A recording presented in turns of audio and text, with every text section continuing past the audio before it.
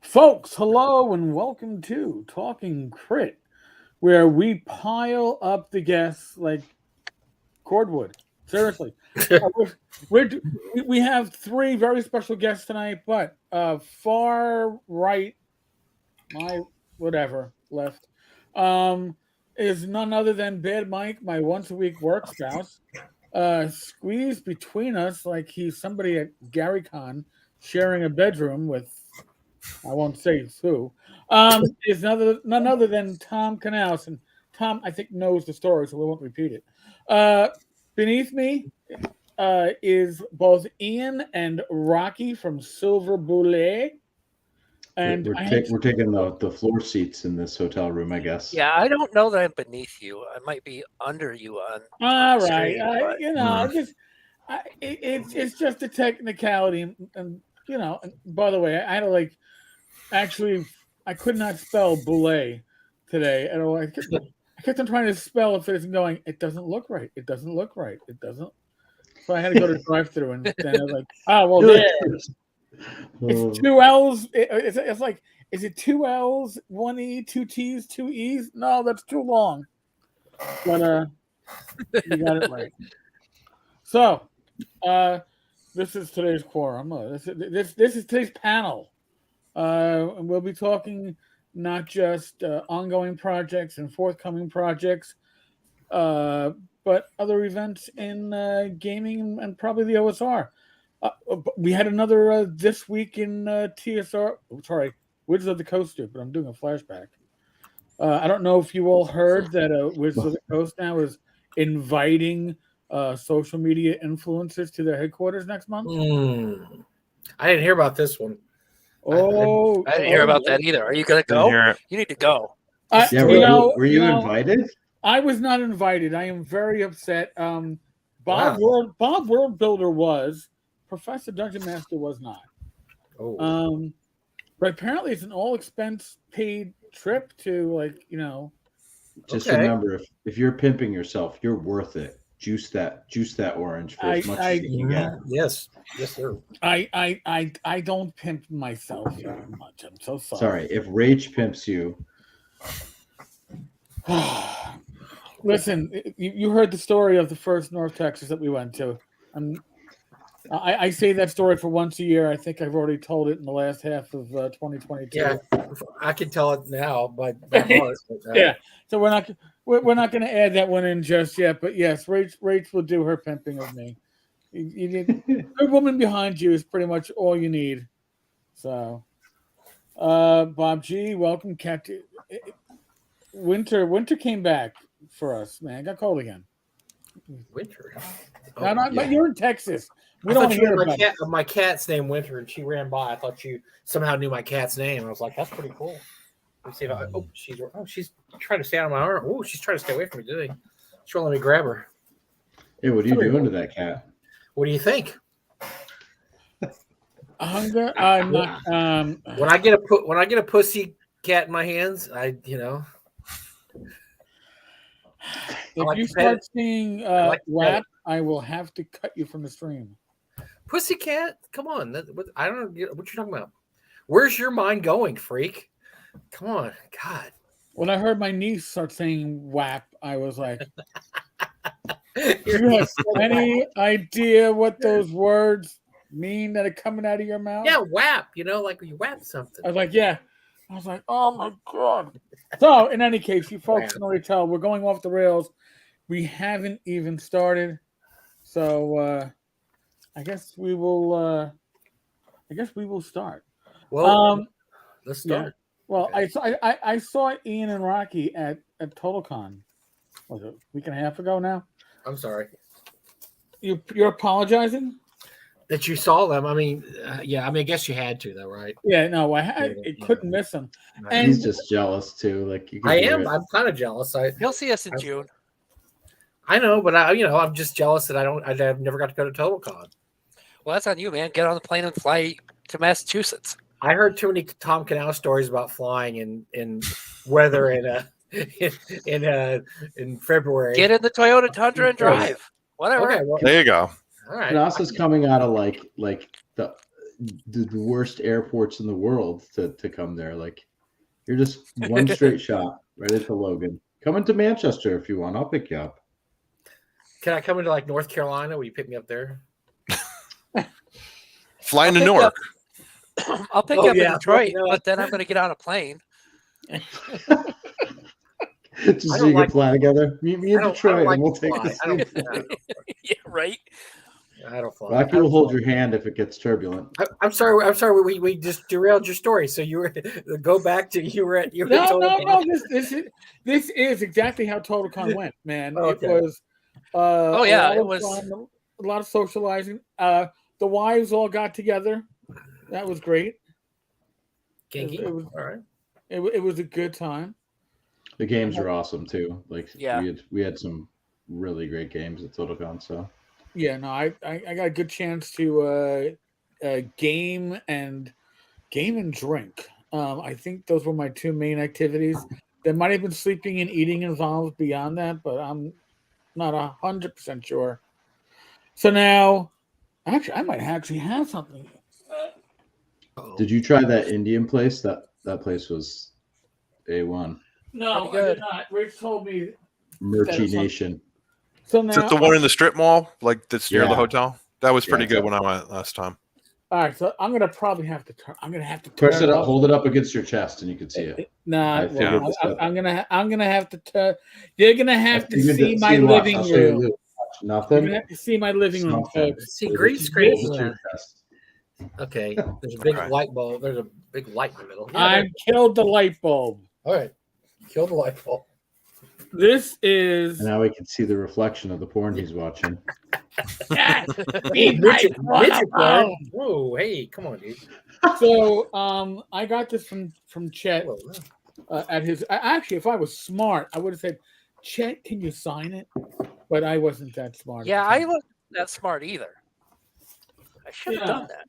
I'm never that smart. I'm always like, oh, I should have. I'll see him at Gary Con. I shoulda, woulda, coulda. I just didn't think of it. But I picked up a bunch of prints from Chet, and that was the one that I was like right away. I was like, that's it. That's the one that's gonna get framed with a nice little glass in front, and he did this piece behind me too. Wow. Nice. That's cool. Obviously a chunk of it, but that's a reference to that on the cover, and then there's a whole adventure that uses like those details.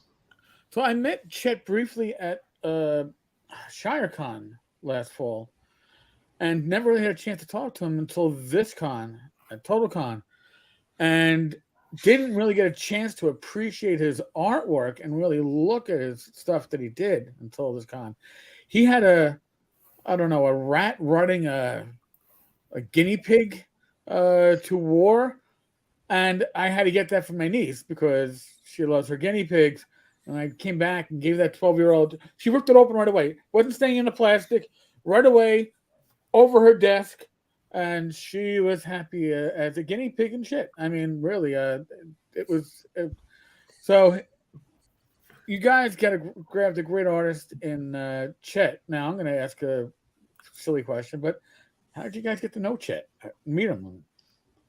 I can't tell you that. No, actually, so I started. I mean, I knew Chet's art in the past because I bumped into it, but this past year at ShireCon, I had grabbed his coloring books because I always grab that stuff for the kids because it's like a cheap, like, yeah, I remembered you, and then you give them the coloring book and hopefully they'll leave you alone for a couple hours. And looking through it, I wasn't like, there was no, it was a coloring book, clearly. There's no like he knew how far to take it without having like a topless lady. Right. He's marketing as a kid's coloring book. So it let you know he knew his audience. And I needed a couple things. Someone had backed out of, I don't even remember what project we were doing. What were we working on in September, Rocky? One of the MCC adventures, maybe. But we needed a piece of art, and someone had backed out, and I said, "Hey, do you want this?" And right there at ShireCon, hired him, and within the next week or two, we had started working together on some stuff, and he was killing it. He has killed it with several pieces for us. And this one, he takes art direction really well, and he crushed it. It's a great understanding of that iconic piece. So how much of the work on this cover was directed by you or requested by you, and how much of it is Czech going a little crazy? So, this is Rocky and I. So Rocky wanted the Lich, and we had decided we wanted it to be this shout out to the Unearthed Arcana, which we both enjoyed, and sort of was like our zine, like a bunch of different things tossed in together that were all just immediately useful at the table. And then we sort of incorporated other elements of the adventures that you were going to find inside into there, and had Chet put some of those in.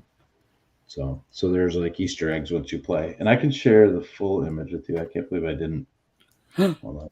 How dare you, sir? I know, I'm so bad at this. Now we should say that the reason we have these two jokers on is they have something going on right now. I didn't want to bury the lead here. Well, this is why we're talking about the art. Bury the lead. Yeah, Fantastic Geographic issue 3. This is why we're talking about it, man. Yeah, and this is our cover for this one. Mm-hmm. Yep, 5 days to go. We've been talking a lot about it lately between Total Con and a few interviews, but this theme is all about language this time. There's riddle article, a cipher article, a couple of adventures, book titles. I know I'm missing some stuff too, but there we go. Wow, that was fast, Eric. You make me not feel so bad. You are a professional. No, I'm not. I've only been, yeah, because think about the anchor you've got around your neck with Mike with you. You know what I mean? Like without him, you would be, he would have been invited to WotC had he not had Mike. You'd have had an all expenses paid trip to a corporate office. I doubt that. I honestly, I think I've called Wizards of the Coast way too many names for them to go. Eric would not. He would not. My buddy would not sell his soul. My work spouse would not sell his soul like that. Yeah, no, I would have gotten tickets to like Detroit, and they'd be telling me that that's where I was going. To one of the, I'd go to the flatland of Detroit where you have the deer and antelope roaming and a few coyotes. That's where I'd be like, oh, that's called Michigan, not Detroit. Well, there's Detroit. He means suburban Detroit. Yeah. That's also Michigan. But yeah, there's no way. But again, they didn't ask Professor DM either, and Professor DM is. I wonder if they asked Jenny D because she gave him a piece of her mind. But I bet she got asked anyway. They can't afford to get on her wrong side. Thank you, Zach. And yes, look at that suck up. What a suck up. We do have upstanding guests. Who? No, I'm on every week, Zach. I don't know what you're talking about. You're not a guest. Calm down. You're a regular. Well, he didn't mean he meant Tom. I know he didn't mean Ian and Rocky, so he's talking about Tom. He's trying to suck up to Tom. Yeah. But then why? And Tom is only. He must need something. Tom works, man. Tom's done good work for us at Frog God. That's why. Tom, he must want something. He's about to ask you for something. Just be prepped. Yeah, I know. Can you convert everything to Pathfinder or convert it to I don't know, whatever? Yeah. All this fantasy we want in Starfinder. Yeah. No. By the way, Tom. So Tom and I had an experience a few years ago. I know Tom remembers this because it was the most WTF moment of my radio interview life. So Tom and I, and this is your buddy Rob Conley. Yeah. Do you remember this? Tom? Totally. So we were on a show. I think it was what was that old show you used to have? Coast to Coast. Yeah, it was Coast to Coast. Yes. Oh yeah. Okay. It was me and Tom. So it was me, Tom, Rob Conley, and I can't remember the other dude. And no the idea. Subject matter was VTTs. and Rob and this guy got talking, and I don't think Tom and I said another word for an hour and a half or 2 hours. Nope. We were messaging back and forth going, do you understand anything they're talking about? Nope. Not a thing. Like literally an hour and a half. Tom and I said nothing as Rob and this guy went after it. And it wasn't even Rob so much. It was the other guy. He was like going into the weeds about programming and coding and so. If you do this code and this is for a computer engineer. This is a computer engineer show. I mean, it was like so over everybody's head. It had very little to do with gaming. It was all about computer coding and all. And we were just like, I mean, luckily they didn't show our faces. Luckily, it was our voices, because Tom and I would have just been like, I think this is further evidence. I don't even know why they asked us on. I don't know why we were on. I don't even know why we were on, but this is it was hilarious though. It was like one of those things you mesmerize and ignore you. You had to pitch like topics, and they would ask you before the show, like, throw out like 3 or 4 topics you want to talk about. So Tom and I are probably throwing out stuff that we know something about, you know. Right, and this guy just started up with his computer thing, and I figured, all right, this dude can't go on for that long about this. Well, I was totally wrong, because he went on for about an hour and a half, and I'm like, that was my funnest memory with Tom, is that we sit there, listen to this guy drone on about VTTs, and we're just like, I have no clue. And like we send each other messages. Do you have any clue what he just said? No, I have no clue. I have no clue. None. None clue. I think even Rob was struggling to come up with stuff this guy was talking about. Even Rob was having he was having a tough time. But that's not going to be like tonight's show. Tonight's show is going to be fun and exciting for the entire family. As a matter of fact, if you have kids, go wake them up, bring them in here, sit them in front of this, have them look at us. It's going to be G-rated. No, it's not. Well, we don't do G-rated, dude. No, PG-13, maybe. Kind of. You know, well, I'm not going to say that. I just won't say the word that rhymes with that. You know, the basketball term or the football term. The baseball term for putting a ball in the infield. And a runner. When a guy can't hit very good, gets up and he has to bunt. You know. No. I'm talking baseball, man. We got spring training going on. What are you talking about? I don't know what well, your mind is in the gutter tonight, Eric. YouTube just revised their terms of what is considered profanity again. Baseball? Come on, baseball. No. I was trying. It used to be pretty much like, you know, don't drop any curse words in the first 8 seconds. Don't say fuck in the first 15 seconds. Oh yeah, we're past that. Don't. Yeah, and now it's like, all right, now these words. I didn't know "damn" was a bad word, but now "damn" is a word that is no longer bad, but it was bad before. I had no clue. So, it was bad in Gone with the Wind. There was a big controversy. It was back then. 30 years ago. 100 years ago. Yeah. You know. But it's amazing though, because if you sing the words and it's a video, you can say pretty much whatever you want. So, can I sing WAP tonight? No, you probably can't. You see what I work under? You see the conditions I work under, guys? This is it. I work on these conditions. He just pulls me, and I try to get out there and do things. He just likes this. Nope. You want to put you in a box? This little box. Little box. All right, so. Hold on a second. Since I'll bring this back because again. All right. So I'm sorry. Fantastic. We were talking about Fantastic Geographic. Now I have the first 2. These are great. I even though the second one I got was the misprinted one that was misprinted, but that hopefully that will never happen again. And so we won't even talk about it. It's a collectible. Mistakes were made. We are learning. No, that's what I like about it. I like stuff like that, though. I grew up and Eric's like me. We love fanzines. We love I mean, Zine Quest. We go crazy during Zine Quest, Eric and I, because we love the digest size. I've got so many like little digest size fanzine type things. I love this. I love the Phylactery by Levi. I mean, I love little things like that have all these cool articles in there. I love Torchlight. I wish Eric would do that again, but he's kind of lazy, so he hasn't done any. Listen, I still got to get out the continual light first, and you might remember there's a few distractions going on too that, you know.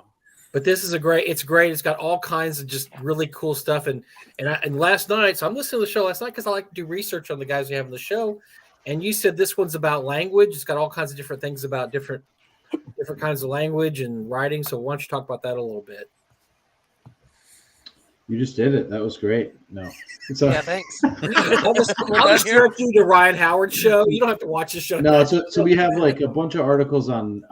So I did one on ciphers that covers a bunch of different ciphers in like graduating complexity. So, and it's everything you'd need to look at it and encode a message and like immediately drop into your game if you wanted to. So, you know, you get it on a Thursday, you could make a coded message that they could solve by the next day pretty easily. Rocky's got some riddle stuff as riddle use in mega dungeons, which I know, Mike, you'll be after. And then he's got we've got adventures that use both of those themes in them. So you get to see an actual adventure that you can. See, you're getting your money's worth. You're getting some adventures in there too. That's awesome. And there's always a dragon in Fantastic Geographic, so there's a dragon in here. There's a bunch of other like random articles as well, like all along those themes though. Languages, riddles, how to use that stuff.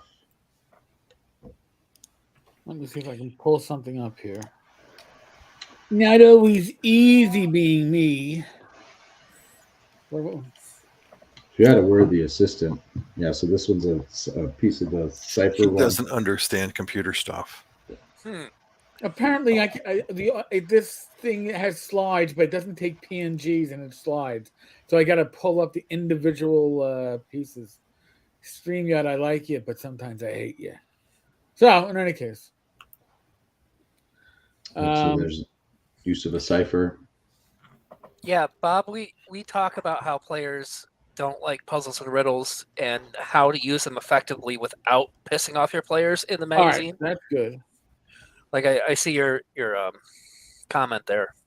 That's actually the primary focus of the article on riddles is how to use it without making your players mad. And there's a bunch of advice in there, but the long and short of it is don't put something behind the riddle that they absolutely have to advance. And that's great advice. That's because I think so many games get derailed because you must have the answer to this riddle to go past this point, and then the DM thinks, okay, I'm going to make this so easy they're going to get past it, and then 3 hours later they're like, and the reason I said we had this experience in a Frank Menzer game in Gen Con in 2008 where we had to figure out a riddle. And we're talking, there were some smart guys in the room, not me, but like Bill Meinhardt, Mark Greenberg and stuff. And we literally sat there for an hour and just threw ideas because we couldn't get it. And I don't even know how. Finally, Bill Meinhardt dredged the deepest depths of his brain and pulled out the answer. Seanced. Yeah, and that's, I mean, but frankly, like that's some crummy DMing too, that they weren't throwing you guys a bone or letting you. Well, it was Frank Menzer. It was Frank Menzer doing crummy DMing. So Well, yeah. Why don't you call that legend crummy? I mean, I guess you could do that. You clearly weren't worth it. Well, it depends on what you want to do, though. I mean, like Tom and I will run a game for you at North Texas where you can advance. That'll be super fun. Yeah, and a con game is different than a home game, right? Like in a con game, they need to be able to solve that riddle in 5 minutes, regardless of whether there's something useful behind it or it advances the plot. Oh, I absolutely blame Frank. That was a terrible thing Frank did. He should have had another way to get past that because yeah, it was not good DMing on Frank's part. But in a home game, let him sit for 3 months on that riddle trying to figure it out. Well, good, because they can move on to something different. Yeah, and come back later. At the convention, you're just stuck. Isn't that the problem with riddles and games, though, is that you don't know how easy or hard to make it, because you may make one they think is hard, and then the guy gets it like within 5 seconds, and like, oh, well, that wasn't too hard. And then you may think I've done that to Brendan LaSalle. We had a playtest with him a while back, and he threw out a riddle, and like I got the riddle in 3 seconds. And then we were like arguing with him that it was. Yeah, we were like, no. He's like, I gotta change it. We're like, no, it's okay. It's okay. No, it's okay. I just figured it out quick. Sometimes it happens. It's okay. But I mean, what can you do? I mean, there's nothing you can do about that. You don't know if your own riddle's too easy or too hard. You have no clue. Usually, you just like throw a lightning bolt at that character that did that, just to feel a little better. It's a sweet way to deal with them. Just blow them up. It's just curse you for your success. All right, I just backed it, so there you guys are on your way. Now that I backed it, I'm an influencer kind of, and so now that I backed it, it's gonna I'm gonna take get an off. email that you backed it, and other people will too. I hope. Oh See, sure, I it's He already probably just did the PDF, Rocky. It's not. oh He no, probably no. just did $1. Just tip jar. It said Tip it's jar. tip jar. I just tip jarred it just so he can comment. Oh man, so I used can to beat do it that. down, all the time. By $1, you're gonna get my $1 worth. And then just ask like way too many annoying questions in the comments. So- So you guys gonna have safety cut corners? I don't know. I don't like your artwork so far. What are you gonna do about that? That's what.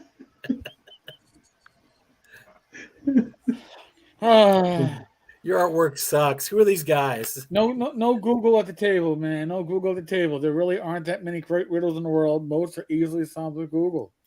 Right? Yeah, and if you see your players Googling, you'd be like, read the room, buddy.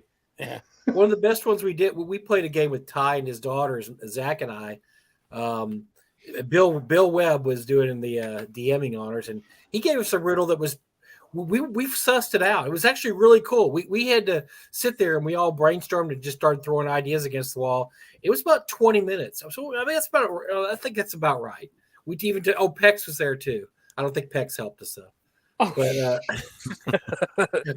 yeah, we sussed it out eventually just by throwing ideas against the wall, and that was one of the best times. I don't know. I mean, I'm sure Bill just Googled that riddle. I mean, come on, Bill's not smart enough just thinking it off, top of his head. He probably Googled it too. But yeah, using Google, we probably could have. And because after the game, I Googled it, boom, it was right there, the whole riddle and everything. I was like, oh, okay, that would have been. He probably spends most of his days on the rocky shores of the Pacific Northwest, gazing at the sea and thinking of riddles. What a mystery the ocean is. Is there a bar or hot tub there? If not, then he doesn't do that. Yeah, No. you could gaze from a hot tub with a drink in his hand. Like, come on. What is he, a barbarian? My goodness. No barbarian. Apparently, he doesn't attend cons anymore because he's not going to any this year. So, wait, hold on. He's going to Gary Con, right? Oh, I think he's going to Gary Con. He's a guest at Game Hall. Oh, Game Hall. I thought. Okay, I didn't know if it was Gary and Game Hall. So yeah, Yeah. he's all right. Well, he decided not to come to our con anymore. So Isn't little John graduating high school? yeah, John's graduation. Oh, All right, here's my pussy cat. Right here. oh, cute. I'm gonna kiss that pussy cat. There we go. He's like, put me to. I hope the cat. Hey. is just like, Get me the hell out of here. Get me out of here. God, what the hell was that? She's like, oh my goodness. I'm embarrassed in front of all my friends. All my cat friends. You can't be doing that to me. You can't be doing that to me. Well, yeah. So Bill's gonna miss first time in a long time because of Johnny graduated. By the way, he's not little Johnny anymore. Have you seen him? He's Yeah, he's like a ripped stud now. I was like, holy crap. He's always going to be little Johnny. No, I don't know. Little Ben Barsh, Like, Ben Bar. Oh no, little Ben Barsh isn't little Ben Barsh anymore either. no. Mm-mm. All these damn kids grow up, man. I know they're all growing up, man. It's scary. Remember little Rachel Marsh? She ain't little Rachel Marsh. Oh my God. Yeah, she's getting her master's degree in engineering now. I mean, this is really sad. That's why I love you guys. Rocky and Ian, you get your kids at the conventions more often because I love seeing your kids there. You just need to come to the right conventions. That was. I just. Well, wait, you brought them last year, right? I mean, you brought them last year. So that was awesome. That was great. That was just. We just all heard that he volunteered to babysit our kids at a convention, right? Yeah, that's what I heard. Yes. I hope that I can get a consensus on that. Tom, can you notarize that for us? Absolutely. It's memorized. All right. I just noticed this. Environmental commitment. You guys say that you're using sustainable materials because paper is recyclable. Thank you. Thank you. I gotta say that. You can also burn it to heat your home. If you stack enough of it up, it can protect you from a bullet. A silver bullet? Likely. I think a silver bullet would likely be less deadly than a typical bullet. But so are you guys still in the Independent Publishers Union? Did they kick you out yet, or are you still hobnobbing with the great ones? Yeah, we're still The IPU is still around. We're all still members. It's because they can't find a replacement for us. So right. Yeah, Total Con, I was at the booth like the entire time it was open, so they're not kicking me out, at least for another convention. Well, you're the one that works. Nobody else wants to work. They're like, oh man, Rocky still has a bad log. He'll sit at the table. We can all run around and do stuff. So yeah, that'll be changing when I get to North Texas. So well, why do you think running more and more games? So and why do you think we damaged Skeeter's heart? It's time for Rocky to get off the bench. Yeah, I'm starting to work. Yeah, it seems like the independent publishers union are taking a few hits. Rocky, I'd look out at these guys. I don't know if they have your best interest in heart because now Skeeter's, I've already taken my hit. I was the first one on the list. They got part of my lung. Like I've paid my dues. Well, I'm about to say you're looking really good, Rock. I'm really happy that everything seemed to work out pretty good for you there. I'm glad you're still not smoking anymore, right? I'm glad. Nope, not smoking. Good deal. I'm drinking seltzer water right now. That's what you see me pulling out of that can. Like I'm healthy as I can be. I got some seltzer water right here too. I was water, but yeah. I'm gonna put my mine is literally like polar seltzer water. It's delicious. Yeah, I would like a little more flavor, but it does the job, No, that's good. Well, we're just glad to have you with us because as in case anybody didn't notice, the last few years have been kind of rough for the RPG community, man. Last 3 or 4 years, yeah, it has been rough. I mean, it's not like gamers aren't the healthiest dudes anyway, but he's gonna need a scooter at North Texas, though. I am. How about just carry him around my back? Is that okay? That would be I could be your Yoda. That's cool. that would be just in 2020. Just amazing. Yeah. I set a very high bar for everybody to follow behind me when it came to their health issues. So, Rocky decided to take my shit and go a little bit further. Didn't have to, but I mean, we both came out well on the other side, though, Eric. So yes, we did, which is good to see. Yeah. Well, again, Tom Pellis is here mind. saying hi now. So yeah, I know. I thought. And we're ignoring that. Yeah, good.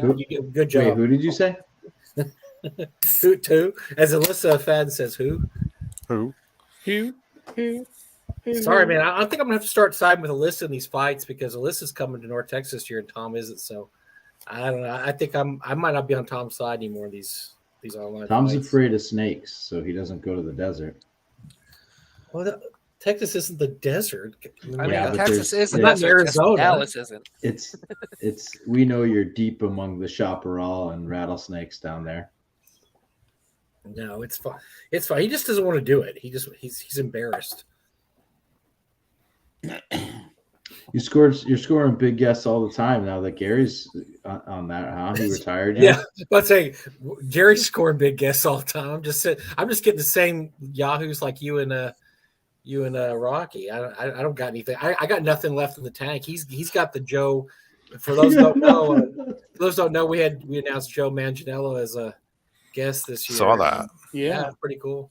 Yeah, congratulations on that. Did you get like 100 signups right after that, or no? No, so that was one of our worries, Tom. I mean, actually, we were kind of worried about that because we're a smaller con, and let's face it, the ladies love the dude, and we were afraid we were going to get like 100 random girl, Brittany Murpha. Like, who's that? I don't know. Like, you'll get like 16 girls we didn't know. But no, we probably had about 4 or 5 people sign up right after that. But yeah, I'm not sure what sort of fantasy game you're playing, but a flood of young ladies joining your gaming convention all at once is likely not going to happen. Well, I mean, look, the dude is really cool. He's a gamer, big time. I mean, after Gary talked to him a while, he's like a gamer that happens to be an actor. He's not an actor that decided he wanted to game too. I mean, he loves the game, and by the way, he acts. I mean, that's cool. That's the kind of guy you like. He's really, really down to earth. The first thing he asked Gary was, "Man, I just want to run some old school stuff. Is there old school stuff at your con?" I'm like, of course. I mean, that's the whole point of the con.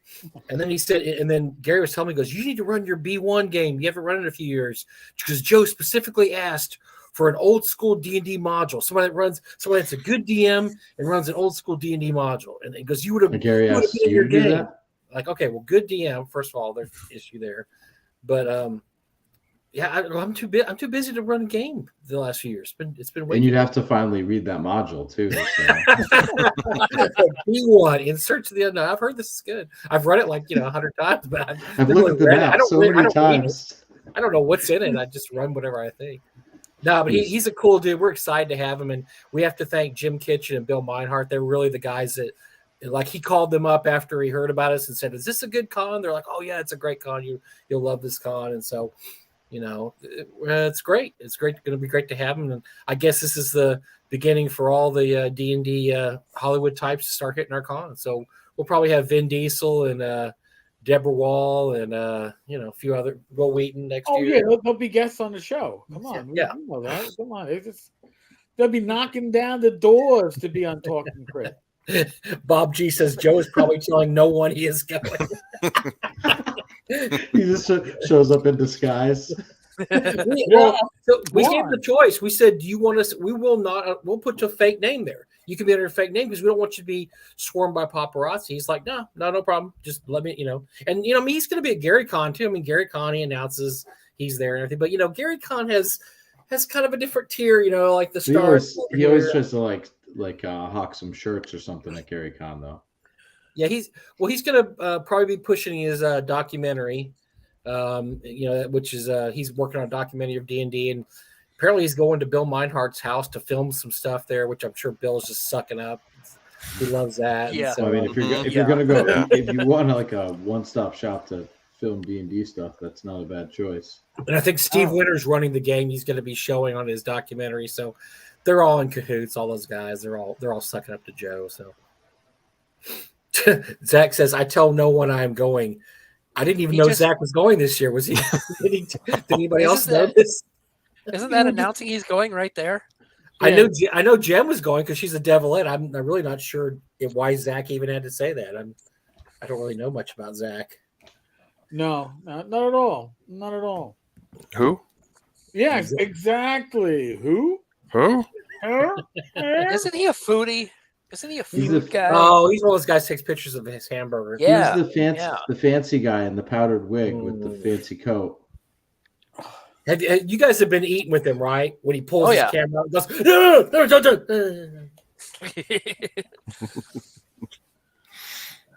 yeah, okay. I've fed into his obsession, so literally? Yeah, literally. Yes, I've been there when a giant pork loin gets put down. I'm like, oh yeah, don't touch. Oh, okay. It's just one drop of Mike's drool in the photo. Just running down my chin, like, oh my god, I can't wait. You're killing me. All right, so why do we have Tom on tonight? Is there some reason Tom's on there? I was bored. I had nothing to do, so I figured I'll call you two guys up and see if I could make a guest appearance. Anytime you want, man. Just come on. I asked him to come. I wasn't comfortable with you guys without a supervision. Yeah, we needed supervision for sure. They needed supervision and a bodyguard, so they asked me to do it for them. All right, Tom, what are you pimping? You got to have something going on. Well, actually, I am now a part owner of a gaming company, believe it or not. So, yeah. So Mike Russell, Mike Myers, who did the Pathfinder conversions for Frog God, he started his own thing, and it actually works well because he does the Pathfinder and I know the 5e. So I actually bought part of his company. So we're going to be putting out an adventure in April. He doesn't have the pre-launch ready. So I don't have it, but it's going to be an adventure called Killing Time. And it's about, I'm going to say it's 50,000 words. It involves, it's set in the Lost Lands for Frog God, which is the other big thing because Mike has the license to do that. Nice. So that's part of why I did that. So I bought in. So now I can also produce Tual stuff because that has the Lost Lands logo and it's been more than 18 months since it came out. So I can do that as well, which I have 5 adventures in the hopper ready to go. Yeah, so how Killing Time came about is actually kind of a funny story. It started at Game Hall Con. And Bill, I'm not going to say what company he asked me to meet with, but he said, a company approached us and they want us to write an adventure for their campaign world for all their products. So we want you to do it. like, oh my God, this is cool. So I'm like, yeah, I'll do it. And so we met with the person, and again, I'm not going to say who it was. Let's just put a little scatterbrained and a little disorganized. So when Bill's explaining it to him, it's a lot. No community. I'm sorry, but I know I didn't narrow it down at all. So so he's explaining it to him, and he's like, I don't know, maybe we could do this. So anyway, so I write this adventure. I think it kicks ass, and I'm like, this is really good. I'm really, really happy with how it came out. But it just kind of sat, and it sat, and it sat. So finally, I went back to the people who approached us and said, hey, what are you guys going to be doing with that adventure? It's been a few years now, and it's just kind of sitting there. And it was like, oh, I thought you guys were putting it out, not us. And we're like, no, it's not the conversation we had. It was you were going to be doing it. Oh, well, we're not doing that after all. So I'm like, ugh. So I got this adventure sitting here, and it was long, and it was like, okay, well, what do we do with it? So we could have done it for Frog God, but there's a lot of projects that were in the hopper beforehand. So again, it would sit. So kind of came to the reason I will take it back and I'll produce it myself with Mike. So that's what's going to come out next. We'll have the pre-launch if you can get it back to me soon enough. We'll be able to show it to you, but it's pretty cool. It's it starts in one of the cities in the Lost Lands, then it goes on a little bit of this whirlwind adventure across a large part of it, and it involves some time hopping and some kind of Hunter S. Thompson kind of stuff. So it'll be pretty cool. Hopefully we're going to launch in April. And that's what I'm up to right now. And then every now and then I do some small project for somebody here and there, ask me to do something. So I'm like, yeah, sure, I'll do it. So I'm surprised there's not more stuff written in the Lost Lands. It's such a gigantic canvas there, and there's so many you can write. I mean, any kind of adventure fits in the Lost Lands. Really is. I mean, right. Most of the content is open, right, or licensed for a third party. Yes and no. And I see Zach is here. He might know a lot more about how this works. But apparently, there was a license for Lost Lands. I know Mike has it, so we can produce stuff in the Lost Lands, with the caveat that it has to have been released in print or PDF more than 18 months ago. So since, pretty much everything in Lost Lands now has been more than 18 months, everything is pretty much fair game, as long as it has the Lost Lands logo on it. So if it does, it's cool. We can put it there if we want. And it also works out because Zach is going to promote it for me. And Jen. Ooh. Yeah. So it's a win-win. So we got them to help promote it, and we do all the legwork. So I do the writing. Mike does all the back-end stuff I suck at, which I'm totally disorganized. So if you ever see anything I write, it's a mess. If you try to figure it out from an outline, you'd be totally lost because it's just a jumbled mess in my head. But Zach says he's too lazy to sue anyone. Okay. So that's actually I being a stockholder in Frog Games, I absolutely believe that. So I'm not going to. Yeah, but he's not too lazy to call the lawyer, I don't think. Well, how many do you have working for? Well, I mean, I could drive over and get Ty. I mean, he's like 2 hours away. Right. So that's what I said. That's what I was thinking exactly. But see, I have an in with Ty too. Zach doesn't have the only in with Ty. I got an in with Ty too. So we'll see how that works out. And if I remember right, the Lost Lands license, didn't they release that when they did the Lost Lands source book? Wasn't that one of the Kickstarter pledge levels? Yeah.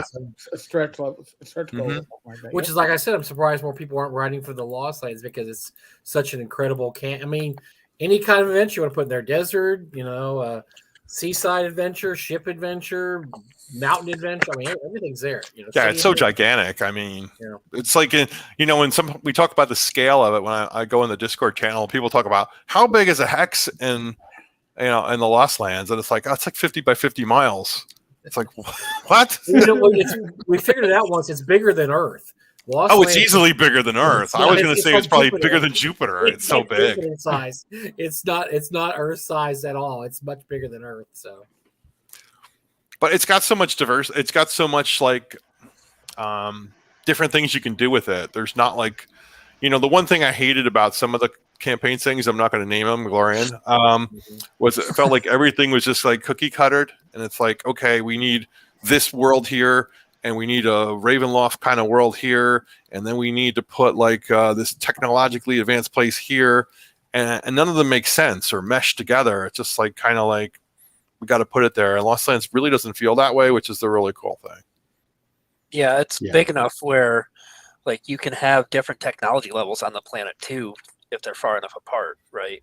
That's another cool thing that I like about the Lost Lands a lot. Right. Yeah, different pieces definitely felt less like stages and more like worlds and foreign places. Right. And if you don't know what to do with it, you just throw it in the southern hemisphere and make it an island. Yep. That's all. There you go. It's Razor Coast stuff, but that's where it kind of ended up, right? It was just Yeah. Yeah, we don't really have any room for this. It's in an island in the south somewhere. Yeah, that's exactly. That's what I do at Tual too. Island in the south. Now Tual is a really interesting. Now, I know it's a niche, but it's if you are interested in Mesoamerican type settings, Tual didn't. Well, Tual came out unfortunately during COVID, so it kind of got derailed by COVID. But I've recently started reading my Tual stuff. It's really interesting. It's got some really good stuff that you don't see in a lot of other settings. It's worth looking up if you're looking for something completely different. Yeah, it actually did pretty well in the Kickstarter. So Zach tells me it keeps selling. So yeah, it has been a real constant seller, which is really cool. So people do discover it. But yeah, it's like it's kind of nichey. But it's definitely nichey. It's not nichey. Okay. No, it's definitely nichey. And I ever tell you the story about what PEX did to me? Oh, geez. No, but I'm sure we'd love to hear it because is that PG-13 appropriate? It's totally PG-13 appropriate. Yeah, so he said to me, "Do you mind going on podcasts and shows?" And I'm like, "No, not at all. That's fine." So he emailed hundreds of podcasts, hundreds of them. So he had a list. I actually had a schedule, like a running schedule. He set up like every day. I had like 2 to 3 a night. I would be on podcasts. People I never heard of, never seen them again. I was doing. They got 35 subscribers. Yeah, and they're doing it in the basement. Yeah. It was crazy. And there were some nights by like night 12 when it was my 20th podcast. I was like completely punch drunk. I was just sitting there like, don't even remember what you've talked about. No, and then one of them had me run a game, and I was so exhausted. I could barely keep my eyes open running it, but luckily I was able to power through it enough. But it was look even the guy that wrote it's bored by it. It can't be that good. He's really bored. He's dull. No, he's exhausted. He's like really tired. But anyway, so that's what he did to me. But luckily it all worked out. So it came out well, and it's a good so I'm happy with product. The books are nice. The artwork, everything about it. Artwork is awesome. I show people the artwork on those books, and they're like blown away by some of them. They're just like, wow. Yeah, those are really cool books. Because it's not the art looks authentic and fantastical. It doesn't look cartoonish. No, there's sometimes when people do it, and they're like, oh well, I got to make this. Authentic Mesoamerican, and it doesn't look right. Frog God found some really good artists for that because they really. One of my favorite parts about Tual was that we had one person, because there's always got to be that one that said, you should be very careful writing in the voices because none of you guys are Mesoamerican. So do you really? And we're like, we had a sensitivity reader and this guy had credentials up the wazoo. He was like a professor of Mesoamerican. I mean, he's a South American guy. It was hilarious. Yeah. So we absolutely shut that dude down. He was like, he was. Yeah, I remember that guy. He emailed me on Discord and said, I have to talk to you immediately. And he was giving me this, how could you do this? Blah, blah, blah, blah, blah. I'm like, dude, I had a lot of people look at this, and I didn't just.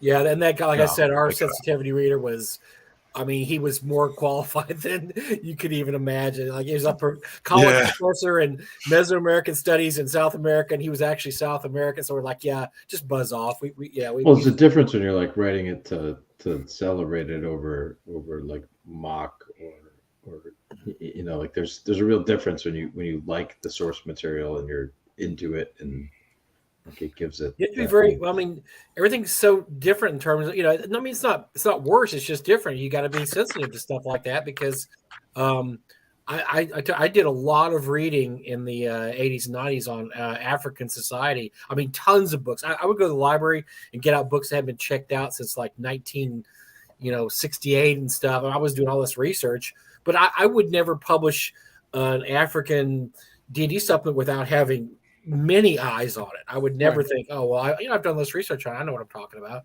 I would definitely go to people that that as a primary source, and so you got to be careful about that nowadays. You really need to dig deep on that. Mm-hmm. Bruce Lombardo liked your games, Tom. Wow. Thank you. I appreciate that. Why so many my players come back. The game you can run in the Lost Lands is so ripplingly rough and challenges the players at any level the GM wants. Thank you. And David would like us to stop publishing games in English because it's linguistic appropriation. Oh.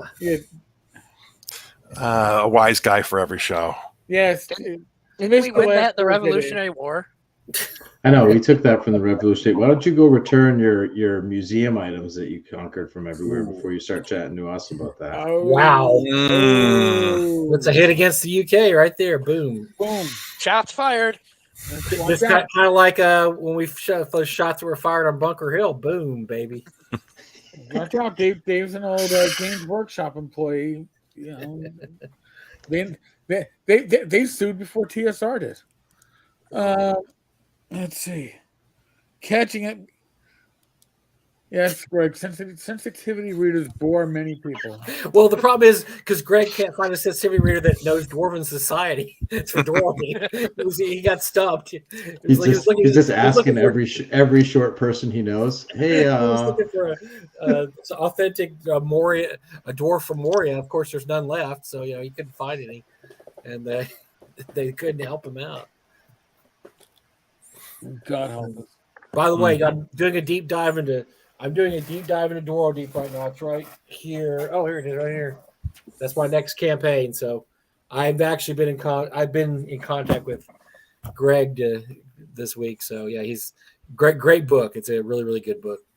Oh, actually, Greg asked me a question on Facebook. I was not able to answer because I was in the live stream. Best airport to go to Gary Con at. I think it was Gary Con. I don't think it was a Gen Con. How did Gary Con? Yeah. It's equidistant from they're in Madison.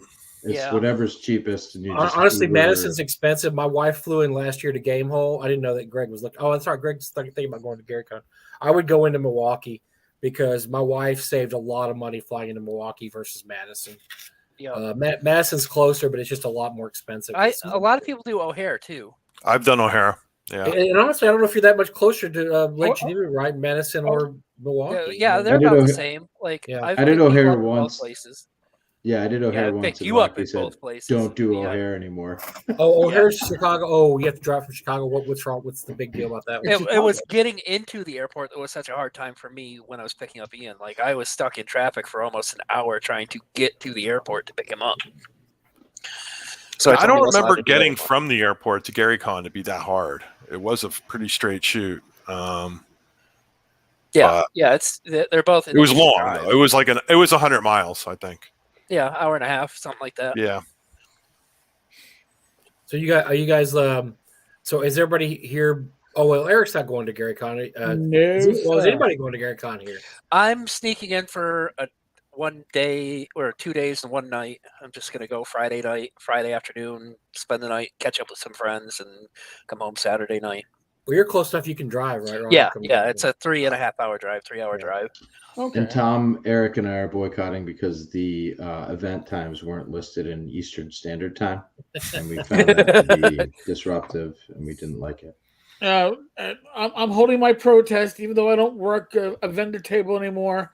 I refuse to be exiled to the Siberian wilderlands for the vending area. Yeah, we heard about They the vendor hate our hall. lands. Yeah, Vendor- no got comment. screwed. Wow. Vendors No got screwed comment. last time.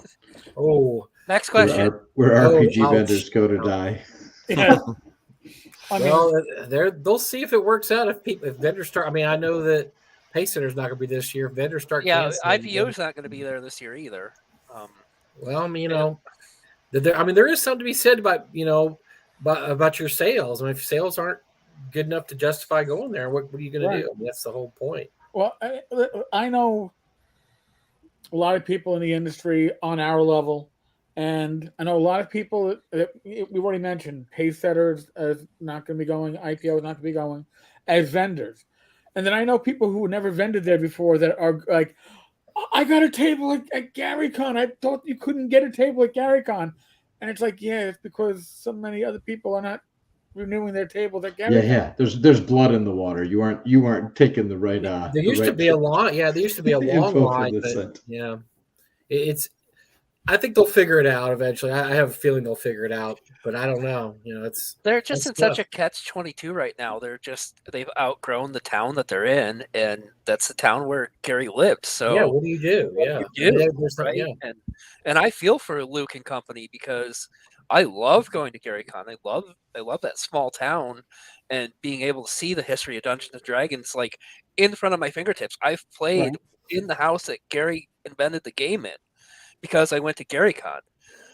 If you move, that no longer happens. But if you don't move, you're running into these problems that we're talking about with the dealer hall and limiting attendance and making it so the entire area is crowded. And I don't know. Well, I know a lot of people just say, "Oh, we just need to move them to Milwaukee." It's not GaryCon in Milwaukee. It's just a big convention. It's a gaming convention in Milwaukee. Exactly. GaryCon is being in Lake Geneva. Yep, exactly.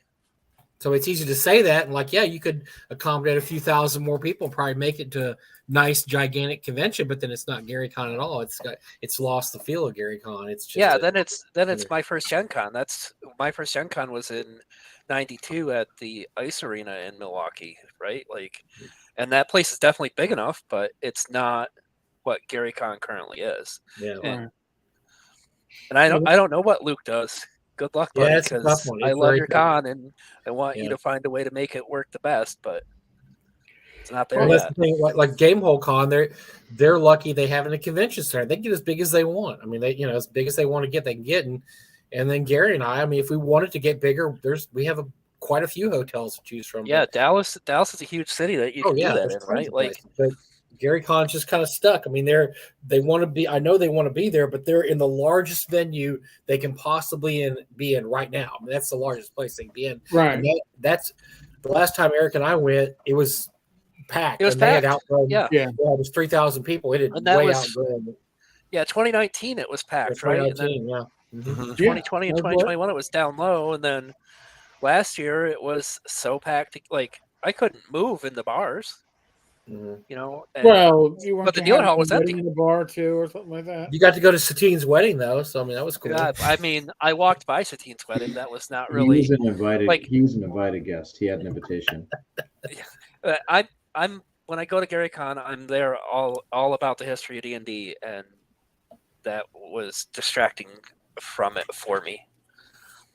Yeah, I mean, Luke walks. Look, I don't like to criticize Luke too much because he walks a real fine line between old schoolers that want to do this and people coming new, and then WotC has an influence, and then he's got the Hollywood guy. I mean, he's just got so much stuff going on. It's tough, man. It's tough for all the stuff he's got going on.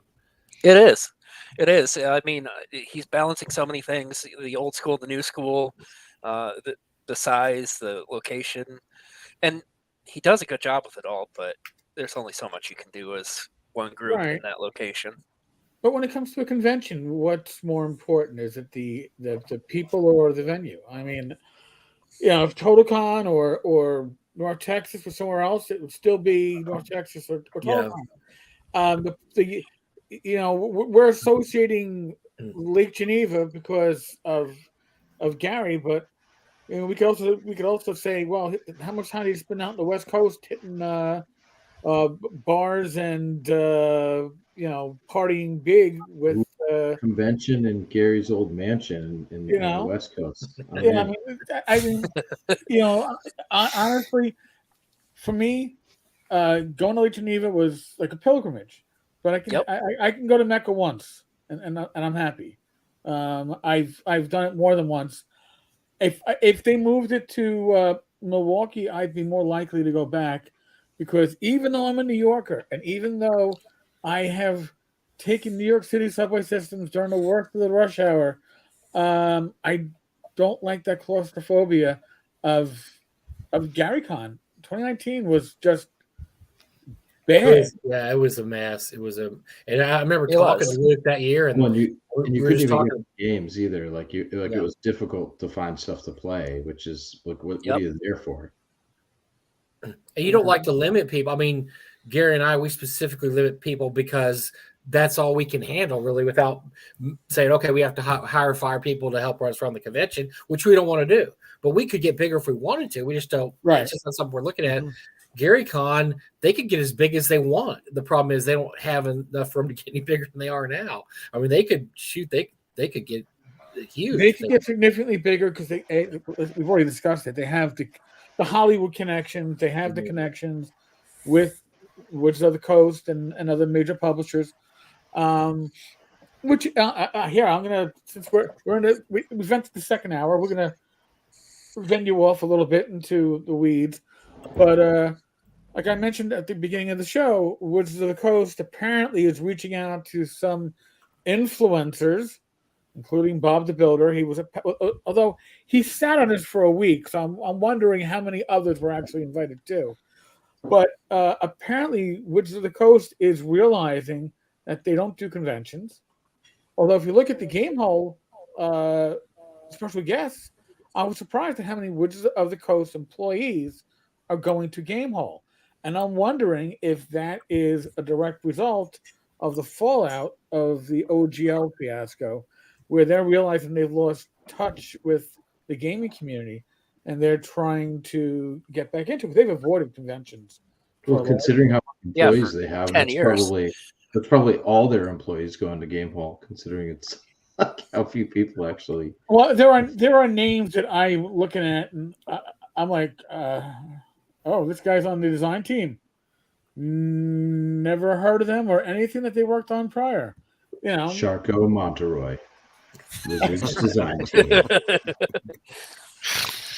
But I was looking at that earlier. So, I mean, how important is it for Wizards of the Coast to make those connections again? It isn't important. I mean, on our level, for old school gamers, I think they've already that horse has left the barn and walked off the cliff. I don't think there's any saving it. But I mean, 5e gamers. I mean, you're looking at Shadow Dark. This game is at what, at $750,000 right now? Yeah, it was like 600 something last time I saw it. Let me double check. I think people forget though that like this OGL stuff with Wizards is not over. It's they're a shark that just they took a bite of us, and now they've gone back out and they're watching us bleed to see what we do before they circle back in for a meal. Like that, like there's still a threat to the livelihood of publishers who are. Oh God, yeah. They've gone out of their way. They've gone out of their way not to say anything about the OGL. They wouldn't ask questions. Direct questions. Right. Hey, are you guys going to get rid of the OGL? Next question. I mean, they're no. What this is OGL? Why? I don't understand why anybody's worried about the OGL.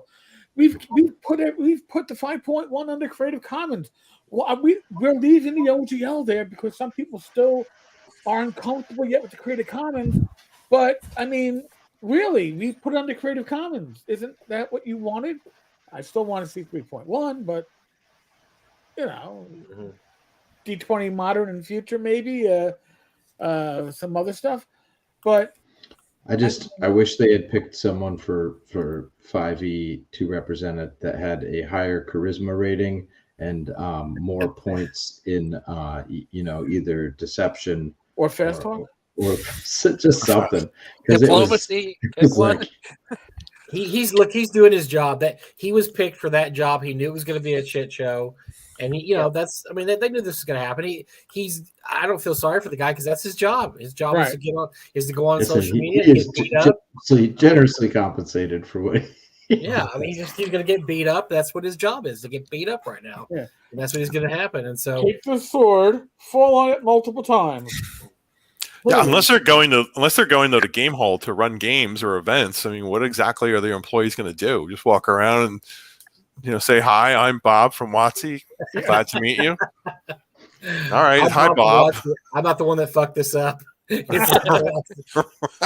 gonna have a dunk tank with the guy in there? And they can come up and throw something and make him dunk. I mean, I just don't get the purpose of sending people. Hello. I'm hoping they do like a little. Maybe they don't know how to do conventions anymore because they haven't done Gen Con since 2010 or something. I mean, I think they did Gen Con the first year that 5e came out, and I've not seen. And I go to Gen Con pretty much every year, and I haven't seen them since the first year that 5e came out. Yeah, they just came out. 2014, had a big wing, had their Adventures League nice presence that year, and gone. Yep. Totally. And totally the Adventures vanished. League, like support for Adventures League is hot garbage too at this point. Like conventions have to, pay to get their own Adventures League adventures written and art, whatever you're putting in it. It's not supported really. No. Well, Adventures League is a scam anyway. I mean, and plus, who wants to write stuff for?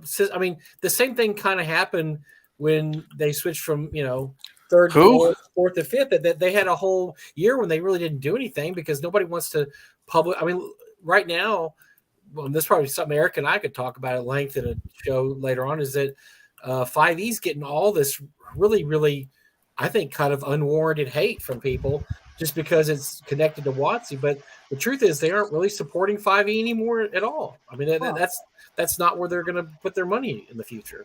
I mean, look at our hobby, right? Especially in the OSR. In the OSR, our game designers are like minor celebrities, right? We all know about them. We all want to meet them. Heck, Paizo game designers are minor celebrities, right? You always hear about them. Mm-hmm. Justice Armand. Has anybody heard about Justice? He's a senior game designer. I don't, but I do. I would. He looks like my attorney.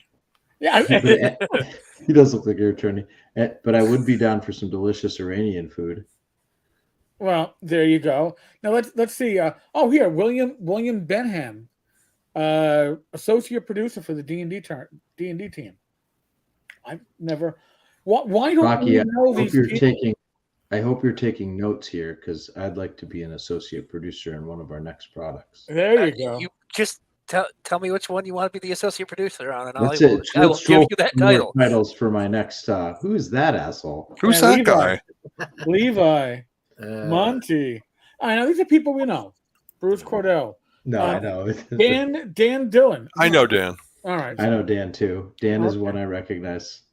Matt Forbeck, we know of. I mean, no, never. Casca, we know who he is. Yeah. Who are these people we're looking at? These are special guests for Game Home.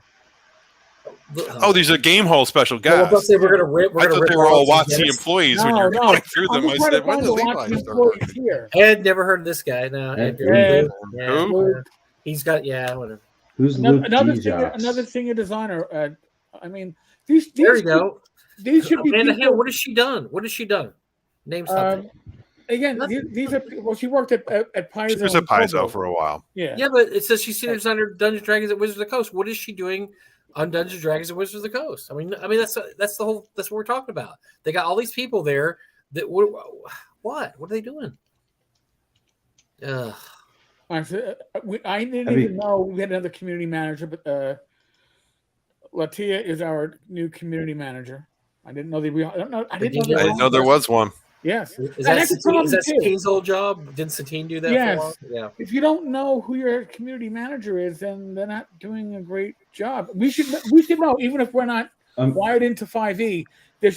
Everybody knew about Satine. Everybody knew about her presence. All right. Well, I don't know if that's because of what WotC did or because what she was doing. Well, that's because of what she was doing. Yeah, I think that's more. she was able to fill a room with her presence for sure. Right. She was more of an upseller of herself. So Chris Lindsay, product manager for D&D. What? Okay. Known for funny voices. I need to call Alex and find out what's going on with this. Did they make a big donation to? It looks like it, because now James Lauder, I'm gonna be at Game Hole. I hope I actually get to sit down. I talked to him. You know what? I talked to him last Game Hole. Super cool guy, knows lots of D&D history about the 90s, and I got him pegged as a future guest at North Texas because he has some really interesting insights to the last days of disco, or the last days of TSR. He was there when all that was going down. Another Watchy guy, Greg Marks, one of the content managers for D&D Adventurers League. Oh dear. So again, these are all people for Wizards of the Coast that are being brought out. Why are they finally being brought out? Now Mike Merles, what's interesting is Wizards of the Coast is not in his blurb at all. Well, they've also screwed themselves, but they've also screwed themselves in the way that they list the authors and artists in their books, because they haven't featured them in a way that makes them easy to find and stuff. So which is foolish. I mean, Mike is Mike Merles is probably he's pretty sidelined now. He would be on our side if he was. I don't know how to.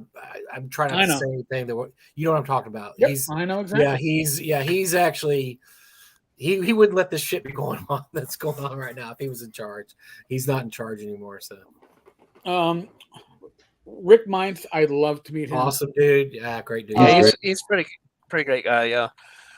Sean Merwin, apparently another Watchy guy. That guy actually stuff, yeah. He actually has titles listed in his blurb though. That's the first TSR or Watchy guy that actually has book names in there. Mark Miller, I'd ask him one thing. Awesome. I'd love to. He had to cancel last year. I was at Game Hall last year. He had to cancel, sadly. He was sick. I'd love to. Hopefully, he was going to be here this year. Okay, cool. Yeah, I'll get to see him this year. Nice. I just have to ask him a question. I'm going to Game Hall this year. I don't know who else is going. I'll be there. I think we all are, right? Oh, nice. Yeah. No, I'm not going to be there this year. Oh, what? You will be missed. Thank you. I will be at North Texas, and my wife is coming this year too. My wife's going to come to North Texas too. A lot of the wife. That's going to be good. Wait, what? Whose wife is coming to North Texas? Mine. That's probably going to come Friday night. Okay, I think that might be my wife's plan too. We'll have to figure that out. Not on a live stream though. I keep trying to scroll down, Eric, on this. I'm like, wait, that's not my screen. Chris Perkins. Chris Perkins is a. He's actually gonna be the guy's gonna be there too. Damn. Sean Reynolds. They're bringing out the big guns. Chris Perkins doesn't go to anything anymore. That's pretty wild. They're definitely there's something going on behind the scenes. Yeah, there is, man. Chris does not go to anything anymore. Chief Operating Officer at Kobold Press. That's cool. Alexander Stangrunum. Those people better get some games in and run some games. Yeah, well, there's a handsome fellow right there. Yeah, Jeffrey. So I'm looking at these names and thinking that we got taken to task by a guy who was mad that Joe Manganiello was coming to our con, and never mind. I won't go any further. What has Joe done in the industry? Well, I mean, he's a real positive. He's a pretty good ambassador, I think. He really is. Yeah, he does a good job. He's a good ambassador of the game, and plus he's doing a D&D documentary, which is great. I mean, he's got a lot of bullet points, and that's the whole thing. When you find, and so anyway, the reason I was talking about that is people were like, well, what's your criteria for special guests? What do you do? And our criteria is basically, and Gary can attest this, is whoever we think should be a special guest. But it's people that contribute to the industry and that will get other people to show up also. And and so that's sometimes it's tough because you're looking at people. Okay, well, who will this person bring in? We don't have any cosplayers at our con because our con is not a cosplay con. I mean, we could have. I guess if Jenny D came, maybe somebody that would, but we're not a Jenny D con. That's not the type of people we cater to. Yeah, so we're looking for people that want to do old school games. Now, I like this this gal that does the Arcadia Press. She's awesome. I saw an interview with her, and she's firmly in the old school, thing. I'd love to have her as a guest, but some of these people that Alex has as guests, just because he has such a broad, he does such a broad spectrum of well, gamers. he's got broad spectrum of gamers that they know these people, because I don't even know half those people. I didn't know anybody. He's got 12,000 attendees. You've got 500. Yeah, exactly. And so we're catering to who we cater to, which is, can you run old school games? Do you like old school? And boom, then you're in. If you're going to run games, that's it. Yeah. So, I mean, I was surprised when I saw that earlier today, and I'm looking at this list, and it's like, how many WotC people are going to be there as special guests? Which means, yes. And and does this mean they know what to do as a special guest? Are they running games? Are they actually? I'm I mean, that's what it means, right? Is to play with these people who are writing the games you enjoy. Well, but that's some of these people don't look like they are. They more like their suits than their actual. And are they going to be accessible? Right, like you got to be able to. The one thing that I can say about every convention I go to is if there's a special guest that I want to see, they're almost always accessible, right? Like, I met Gary Gygax at Gen Con because he was standing in a booth signing Castle Zagig, right? Like Dave Arneson was available to be. These are the people that created the game, and they were accessible as guests when they were at the conventions. The same thing with Ed Greenwood. Any of those high level names, if they go to a convention, I don't have much problem seeking them out, saying hi, and having them sign a book. Errol Otis at North Texas, he's easy to find. Margaret Weiss, I've met her. Tracy Hickman, and that's the thing, is that we specifically tell the guests that there's no VIP room, and and we told Joe that too. And there's no, this is just, you just have to hang out with people, and that's the way it is. And I know some cons do have the VIP treatment where somebody goes to the con, you don't really see him all weekend. Like, where was that guy? Oh, he was running private games, or he was running, upper tier type stuff. I mean, and I understand that if you pay a lot for somebody to show up, you're going to want to maximize them to their full potential. But you think he paid for those people to show up to Game Hall? I hope not. I've seen. I bet it's the other way. I saw Mercer at a Game Hall, so I mean, you can run into those people. Now, absolutely. I've never seen Matthew. Yeah, but Mercer went and ran some games, like you should when you go to a convention like that, and ran games for any old jabroni who could sign up. It was like he did it like a gamer, that, and I think that's what people want to see at those conventions. They don't want to see, the cloistered group of people off that don't want to interact with you. Yeah, we don't want to be corned off behind a wedding watching. Oh well, I haven't heard about this one. I haven't heard this. I was told that's not how things were. I was told that I was misinformed. Everybody was invited, man. Come on, what's wrong with you? Everybody was invited to that wedding. Rocky. All I know is Guppy couldn't get a whiskey, and that's just my god! I bet that was. Oh my god! I bet that was a rough one. What happened? They ran out, or they just weren't going to? No, because they took over the whole bar, the whole bar area. There was a wedding. Yeah, it was just packed. Like you couldn't get to the bar. And by the way, Gary and I are having dinner with Guppy tomorrow. So anything you want to tell him, we'll pass it along. We're gonna. I've got a so all these auctions I've been running North Texas RPG Con auction page last year. Guppy has picked up 0 of his winnings, so I have the whole back of my car full of shit to bring to Guppy because he won't come pick it up. I'll text you his address, and you can just mail it to me. I mean, he has a new Michigan warehouse. Yeah, he does. Nice. Oh. But yeah, I could have seen that. Boy, I bet that was he was hot when he couldn't get to the bar for his whiskey. It was not a pleasant I would have been too, though.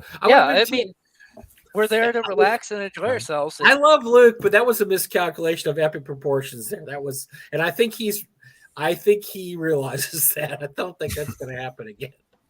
Because I think that was a miscalculation. Well, the timing was bad too, because then shortly thereafter they imploded. A month later, 3 weeks later. Yeah, was it that quick? I thought it was a little longer than that. No, it was at. How do you top a wedding? What was the other con? They went to a con. They got boomed. They got banged right at that con. Oh, I was wrong. Bad choice of words. Ooh. They got blown up. Was it Gen? No, it was before Gen Con, right? Yeah, it was before Gen Con. It was Yeah. Yeah, because Gen Con then kind of went. No, What's it called? Ohio. What's in Ohio? Origins. Oh, Origins. Yeah, Origins. Yeah, Right in the middle of June. Origins. They were special guests at Origins, and about a day in when all that stuff blew up, and they had to go hide in their room. And then they immediately got pulled off of being special guests or guests of honor. I mean, that's how that just happened so quick. I just appreciate that you didn't even negotiate our special guest appearance fee. You just paid it. Yeah, I mean, you guys are. Wait, we got paid? You guys are. Oh, we paid. Yeah, we're getting. I'm sure that you sent it getting to the Silver Bulette account, right? We're getting a tiny beat up pickup truck. Wait, you guys sweet. are special guests and I'm not? Hey, you can dream, Tom. You can dream. Tom, you haven't done anything. Someday you'll make it. I haven't done anything. Don't worry, dude. I'm not a special guest. In a while. Tom's on our list. Look, we have a list, and we go through lists. Like I told everybody, we can't have everybody every year. Like we had to kick a few people off this year, and they were like, I got some phone calls. People like, man, I'm not a special guest this year. What happened? I said because we trade out people. We trade out probably a third of our guests every year.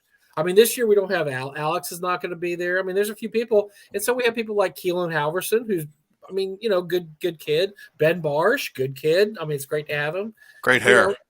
Ken Spencer. I mean, Ken Spencer's decent, good dude. I mean, so and we'll trade out. I mean, next year I'm probably going to boot Ian and Rocky off the special guest list. Please do. We'll find somebody else to I will run less games. I'm just warning you. Wow. So, well, you won't have to. I mean, if you're not a special guest, you don't have to run games. Anytime I'm not running games and stuff, just leaves me more time to do shenanigans to you. So please remove me. Yeah, the last night I was upset that last night that when you were talking about when Ryan was talking about like, yeah, you stuck into somebody's room and changed their bed sheets to David Hasselhoff. I'm like, whoa, hold on, back. Yeah, I did clarify that it was Nick Cage. Okay, it was Nicolas Cage. I remember that. The best part about that story though is when you came to me like at the next convention 6 months later, and you go, yeah, I just took those pillows, and I was like, dude, I only had pillowcases. I didn't pay for pillows. You just stole Lake's new. I thought you bought pillows too. Probably like a $90 feather pillow from. So basically, for those who don't know the story, I go into my room at GaryCon one night, and it's become a Nick Cage. It's a Nick Cage free for all there. I've gotten these Nick Cage pillows where Nick is looking real sexy, laying on the pillows, and I left some flowers. Which I love Nick Cage. So, I mean, too. I was all into it. I probably got it aroused. That was some little girl's lost tiara I found too. I was like, oh, and there was and so I posed the Nick Cage pillows for the guys because I knew they would want that. But then I took the pillows home because I thought they bought the pillows and the pillowcases. So Bill Webb probably got charged $200 for 2 pillows on the hotel. I hope that's still in your bed at home. Oh man, what's this charge? Well, not like Bill would have ever noticed a charge for $200. No. He's like, was someone drinking Pillows whiskey? Pillows whiskey. Oh, my bar bill was $9,000. What's this $200 over here? No. Incidental. Anyway, that was so. Yeah, I auctioned one of the pillows off at the midnight auction a few years ago, but I have the other one. It's not going anywhere. It's staying with me. Nick's staying with me forever. All right, we got a super chat. Oh God, come on now! Please take Tenkar to Buc-ee's.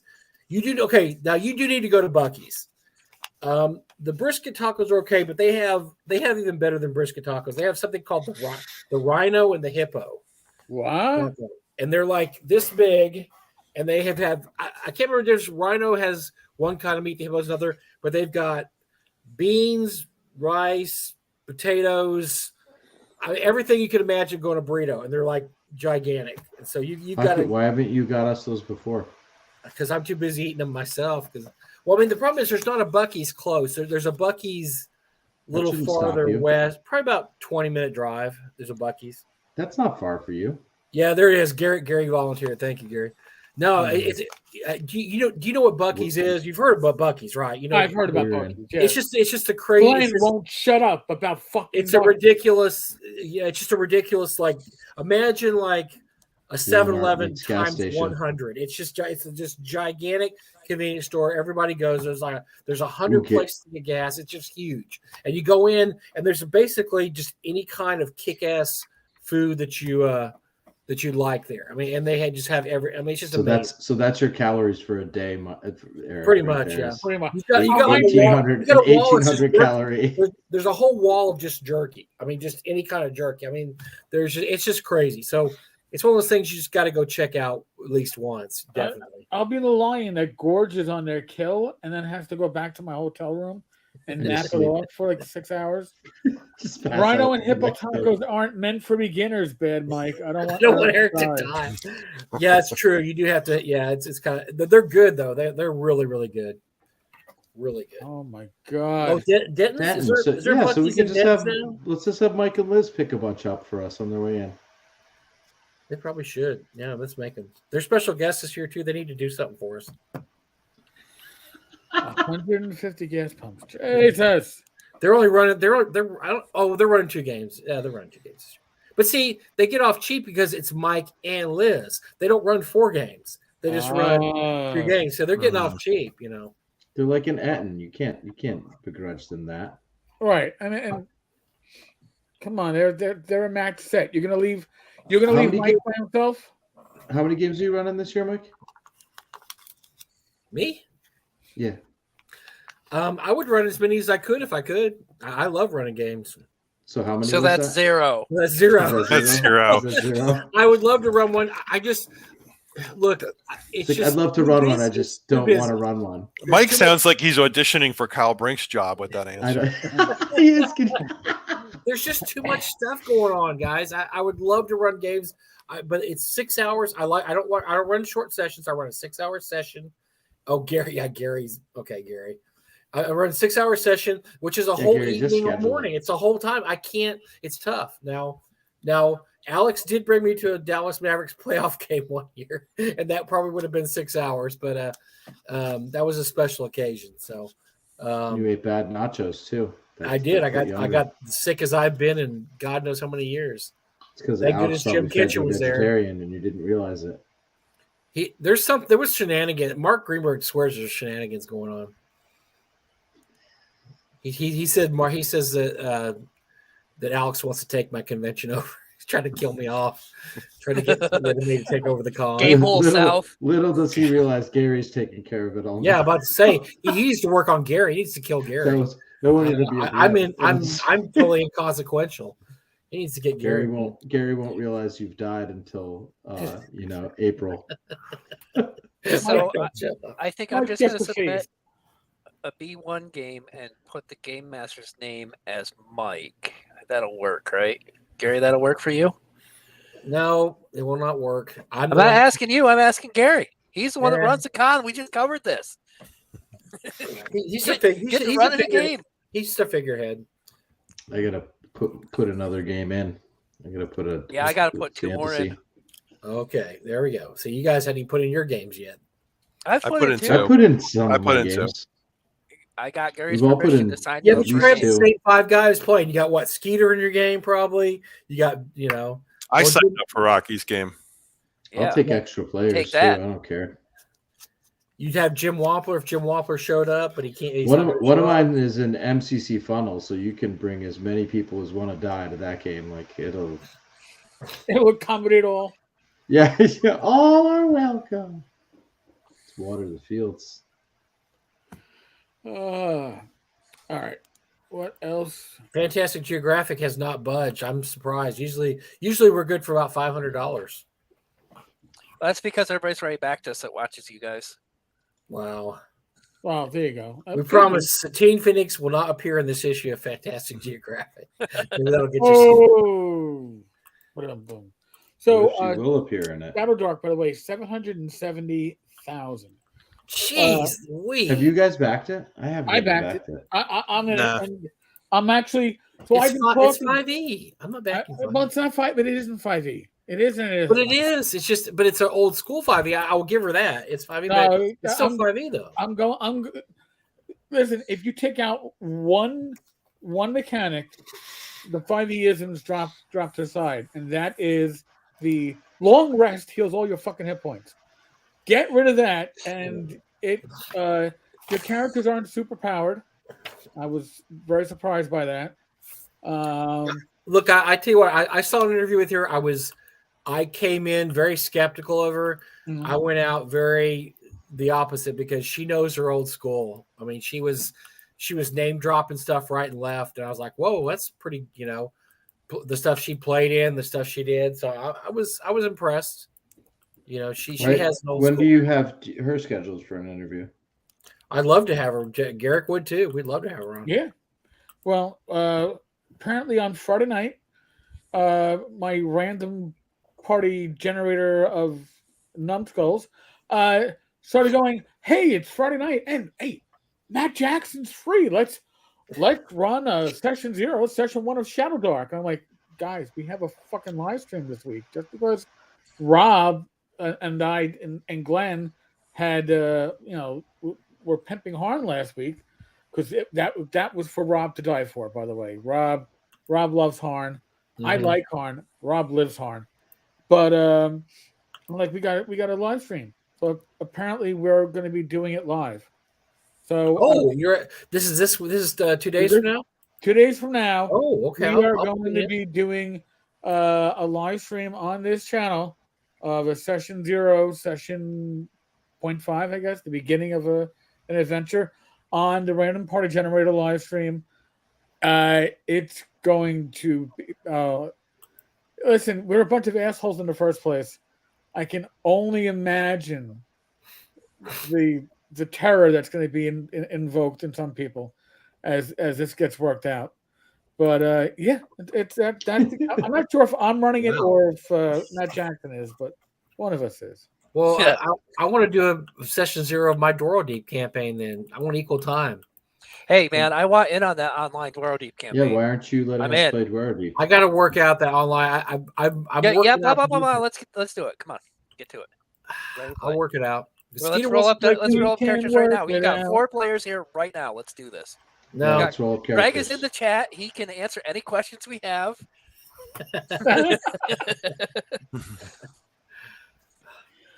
Now, Rocky, you worked on Doro Deep, right? You did the I did the layout for it. Yeah, layout. Yeah, nice layout. I love Greg's layouts. They're very easy on the eyes. Let's put it that way. He knows what he wants, and sometimes I've got to. I don't like all that fancy design to get to it, but he likes what he wants. And I don't like small fonts. I don't like weird shit. Like weird fonts. I like the way he does it. Black, white, boom, boom. Here you go. It's everything's there. I don't like having to look for shit and having to squint and all that stuff. So and he knows. He tells me these need to be bolded. These need to be italicized, so they're easy to see. You can skim a page of one of Greg's books and know exactly what's happening in every room.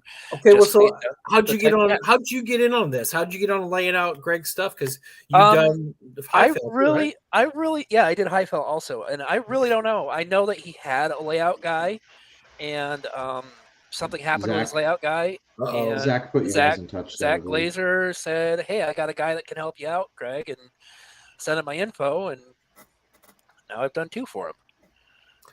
We just got we're finishing our Highfell campaign 3.5 years. The next session is going to be the last. Well, it's going to be the last, but then afterwards the characters will still be around and they can join up. But yeah, we had a lot of fun. Just crash one of those floating islands and kill them all. Maybe kill them with it. Well, we never got to that. Our campaign took a different direction. You never explored Highfell. No, they went all over Highfell. There's a big main encounter in Highfell that there's a meta plot, right? That's going to happen, and the meta plot is basically they want to crash. Okay, this is a spoiler here. They want to crash Highfell into the big city there, and you're supposed to stop it and find these dragon men. They went off in a totally different direction, and so I went with that direction. And now they're going to fight the high priest of the god of magic in town, who turns out he worships Matub, which is a god of evil. and they found out, and so now that's the way the campaign went. It took a left turn. I don't know, right so before that climactic battle. Just they're that going to have a tower climactic come battle. crashing in. No crashing in Highfield. Highfield will still be floating around for years to come. But yes, they're going to have there'll be either a change in leadership in the city when they kill the high priest, or they will be killed as rebels who failed, and Highfield will go on, and the cities will go on as before. So no, they had a great time. 3.5 years. We probably had about a dozen people play. And we ended up with about 5 regulars that showed up pretty much almost every time.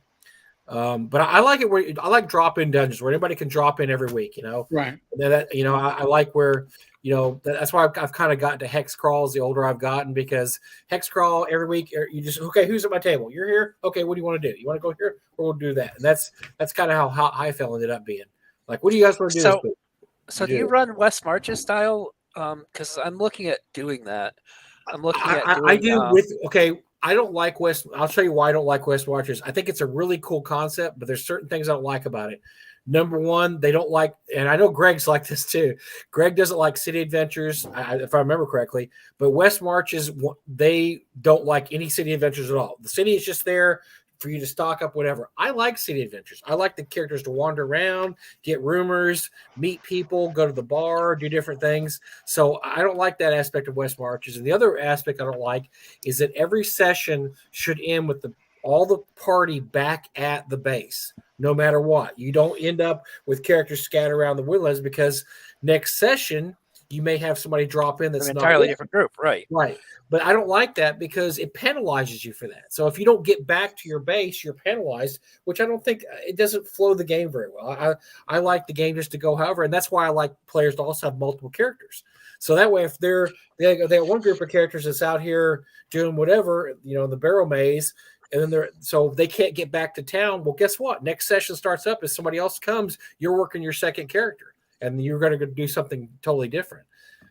So I do like the concept, but I would trade stuff. Like I said, I don't mind city adventures. I think city adventures are fun. I don't think there's anything wrong with city adventures. Yeah, but I think that Greg says cities are boring. Well, your cities are boring, Greg. Mine aren't. But no, seriously. I mean, there's lots of fun. You can have lots of fun. They had one whole adventure one time. They started a byac business. Byacs are these flying creatures. They're like they're bisons. They fly. You can fly them up and down to the floating city. Well, they figured out how to breed them. They're going to breed them and sell them. One whole adventure was a group of ruffians who were basically going to go steal their byacs. And so we planned it out. We had the whole barn where they keep the byacs. They found out about it because they had a source in town. They set up an ambush. It turned out the party was a little tougher than they thought they were. And it was just a whole session where they basically fought off these guys that were trying to steal their byacs, plus keep the byacs alive, because you don't want the byacs to die in the cross.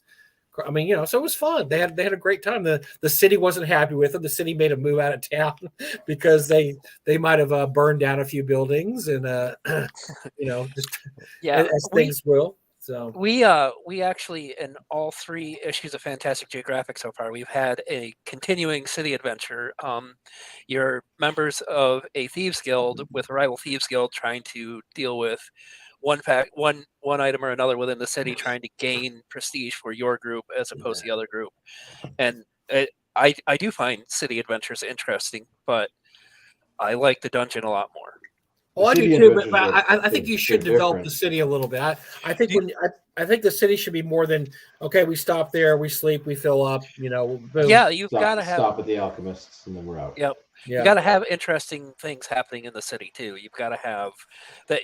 That's where you get the rival adventuring parties started, right? Like you're in the bar with that other adventuring party, and they're like talking about how they're going to go get this treasure out of Barrow Maze, the 7th barrow on the right or whatever, and now you're racing them to that treasure, and that's some of the fun that can be had in a city. Well, they actually had a whole adventure too, where they ran to a rival adventure party in the bar, and things got heated. And they had a big ass barroom brawl. Yeah, barroom brawl. It was nasty, and they got penalized for that with the city too, because they ended up trashing the bar, killing half the rival party, and all. So of course they got fined, and of course then they're like, okay, you got to go on this mission now because you really effed up. We're going to kick you out of the city unless you do this one thing for us. And so it worked out great. It was like an adventure. It ended up being an adventure hook. So. There's fun things happen in the city. Yes, I mean everything Greg's saying is not untrue. True adventures on the edge of the frontier. Cities are boring. Blah blah blah. But you can use a city should be more than just a way station. I mean, you should be able to get rumors and plot points and by the way, I like Greg's cities. Greg does a good job of putting here's the blacksmith, here's the metal worker, he puts all those aren't really cities though, and he does those like the he does the more town. He does a town for each site. And I have to the city stuff though really requires you to be able to think on the fly because the players can go in so many different directions and do so many things you don't expect that you're going to have to adjust. So I think that's one of the things that makes the city a little, I don't want to say intimidating, but it can be very, it could go off script very quickly, especially if you have players who want to do that. Random roll charts are great for city stuff because exactly that it's like you can't have everything mapped out and every tavern and every shopkeeper named, and so it's hopefully you made some. Well, actually, I'm glad you mentioned that because one of the future products we're going to be putting out are businesses in cities and actual restaurants. Ah, nice. There you go. Just I had a Gnome City in one of my home campaigns that was difficult. You'd get lost in it, so you'd have to like find your way out too. It was terrible. There's like way too much bureaucracy. Okay, Greg does make a point. Okay, so I'm with him. Cities are hard to do, as Tom said.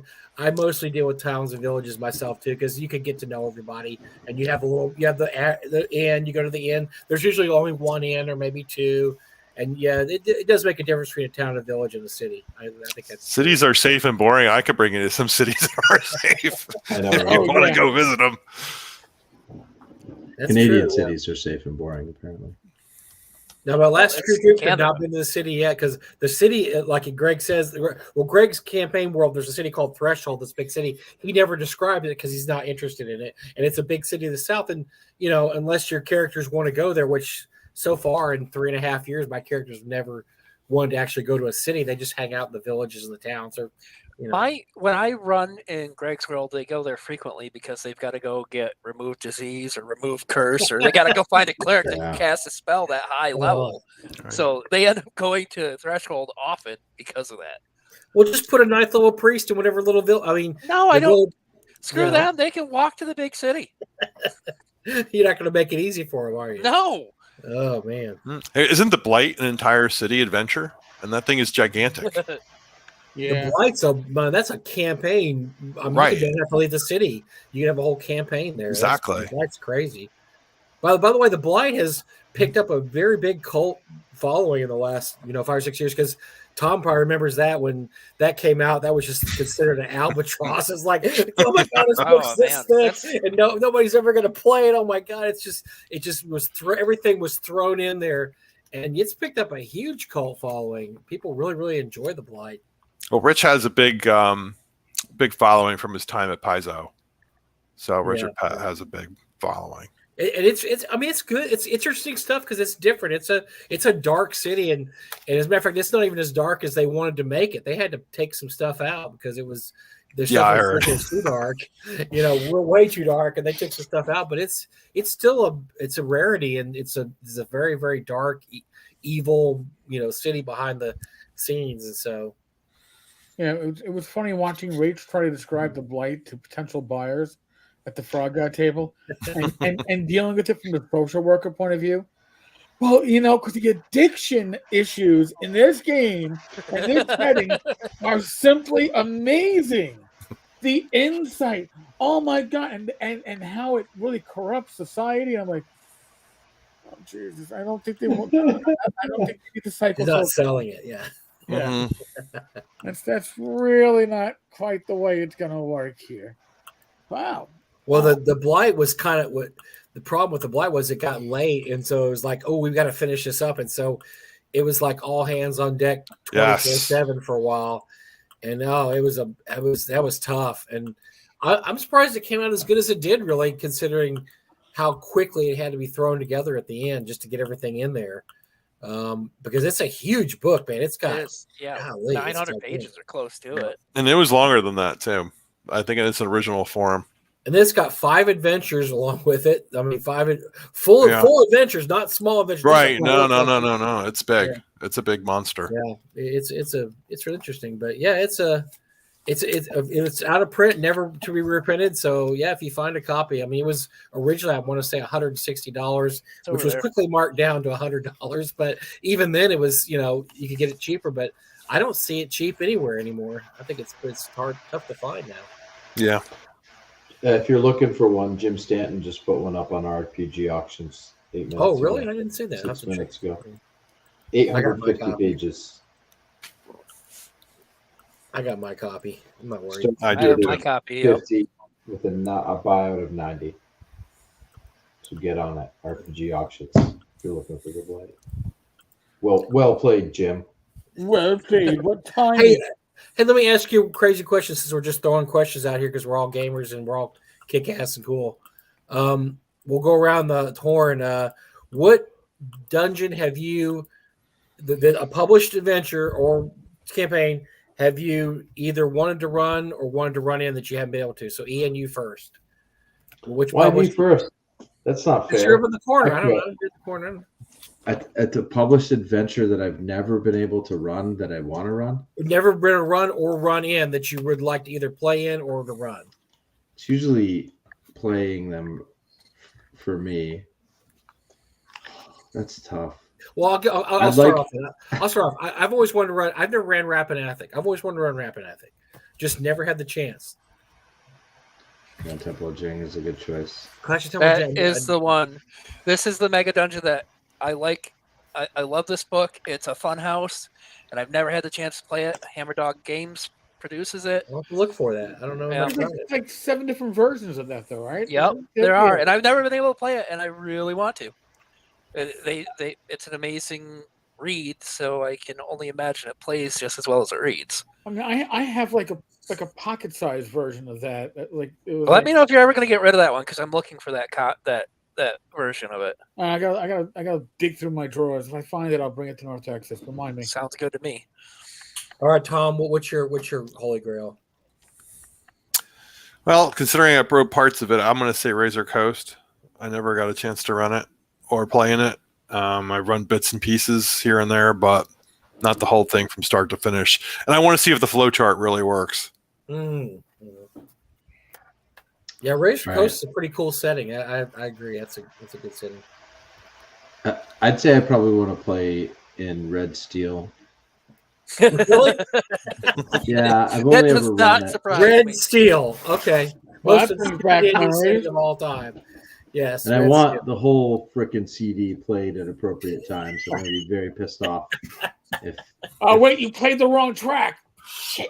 Yeah, you got to go back to the beginning now. You got to reset this. Why did they do that? What was the CD? Remember the CD thing in the 90s when CDs were everything had a CD? Great. It was weird. And it's like, we can make it. It could be big. And if you listen to them now, they're terrible. They're like really bad. There's some high quality voice acting on those. I don't know what you're talking about. Yeah, real bad high stuff. I'm gonna go. It was the first mega dungeon that I found coming back to gaming. I ended my gaming time in '97. So pretty much, when 2E started, the wheels started coming off 2E, and I didn't come back until 2008, 2009. So I came back, and the first mega dungeon I found was Michael Curtis's Stonehill. And another one I've never done. I'd love to do. Stonehill would be a lot of fun. I've never done it either. So I was like, that's the one. I mean, I ran Rapid Athic, and which was fun. I really had a great time until they found the magical slot machines, and then that ended the campaign. They couldn't leave the room. They couldn't leave the magical slot machines. Bunch of addicts. Wow. So, but yeah, I feel bad never playing. I'd love to run a Rapid Athic campaign. I've read through it a few times, and it just never has been the right time to stick it in to find a group to play it in. So play with it. So, By the way, Bob has a good point. The Enemy Within for Warhammer Fantasy Roleplay. I ran one of the greatest campaigns the ever. first two, I guess, campaign packs. And I used to cut out all the players' stuff, all the little handouts, because fuck it, we didn't really have copy machines were expensive back then. It was just cheaper to cut the shit up. And it went really well into the party wizard, who liked to throw fireballs and flash the flaming oil from little fireball. And blew up 3/4 of the party with him. Because they had like a bandolier, like a Mexican bandit of flash of oil across his chest. And he was ground zero for throwing fireball. So then that campaign came to a crashing end because then my players were like, we're gonna have to go forward again. I ran a Night Below campaign once for like 2.5 years. And it's the only campaign I ever came to an end because characters wanted to get in a fist fight. I mean, the players wanted to get in a fist fight with each other because they were so mad at a battle.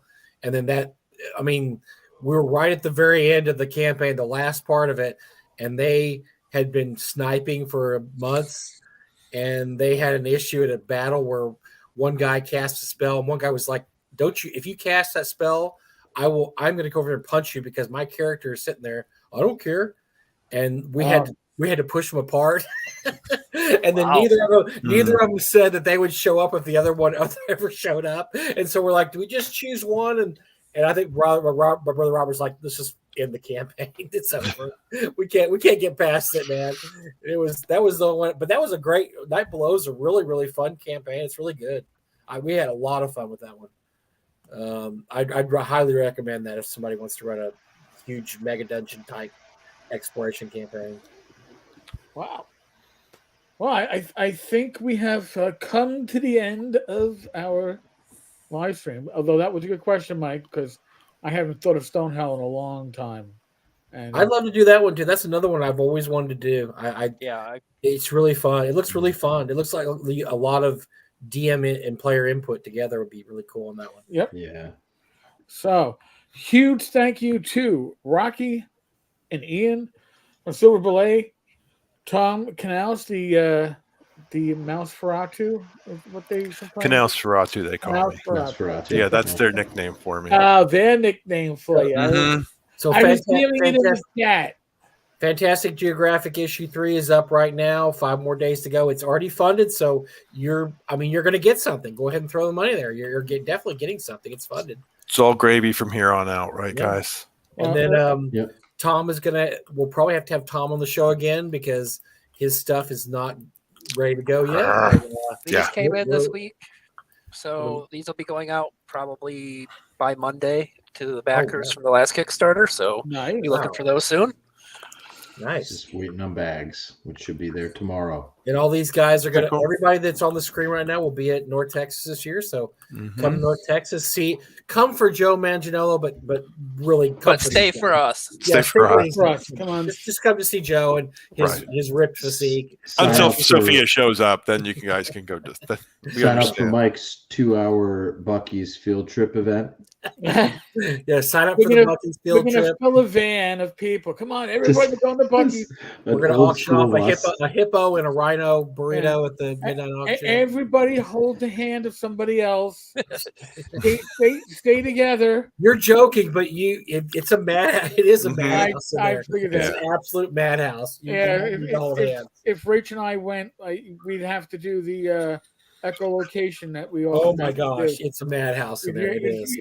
It's like, who's that asshole constantly whistling? Oh, it's the guy trying to find his wife.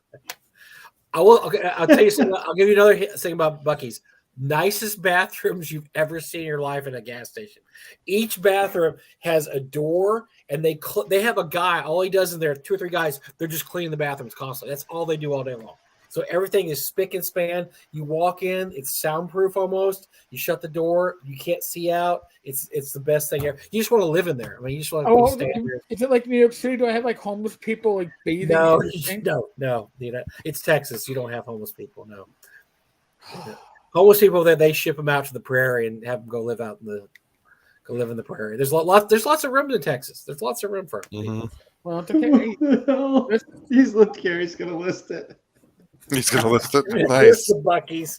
Trip to Mike's Buc-ee's. trip to We're up to Buc-ee's. 2 events Just for Mike. How now. many people can you fit in the bed of the pickup? Just Right.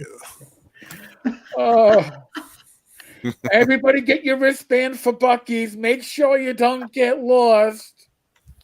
that's great. We'll need a tour guide. That would have to be Glenn, who's always got his Buc-ee's. Oh my gosh. It's like, you gotta get the Glenn nuggets. knows about. I bet Glenn's been to Buc-ee's. He knows about. Glenn has like a Buc-ee's cup. Yeah. I've always seen it in the live stream. And Yeah. there's something about Buc-ee's nuggets or Buc-ee's. Oh yeah, I'm not a big fan of the nuggets, but yeah, some people are crazy about that. It sounded something like I couldn't. Yeah. I don't want to know about Bucky's Nuggets. They'll make you- they're like a. It's like a. Good night, Greg. Yeah. Good night.